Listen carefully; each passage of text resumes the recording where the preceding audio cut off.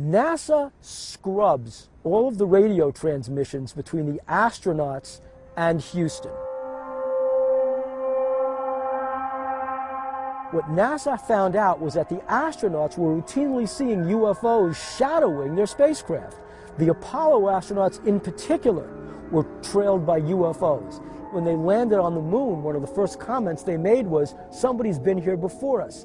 They reported structures, factory-like domes, roads, traces of machinery.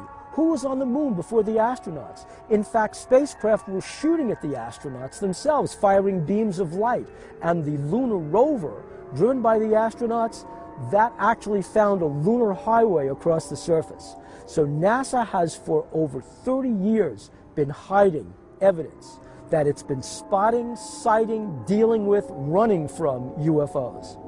Ever since the early days, when the first astronauts reported UFO sightings when they were in orbit, NASA decided to try and cleanse these of any UFO mentions. So over the years, they've tried to sanitize as much as possible any mention of UFOs. But we still have the recordings. We have many recordings where the astronauts refer to strange objects tracking their craft. 797 here, you listen on your read. Loud and clear. 7, go ahead. Approaching at 10 o'clock high. This is Houston. Say again, 7. So we have approaching at 10 o'clock high. In order to get around the NASA code word for UFOs, the astronauts began referring to them as Santa Claus.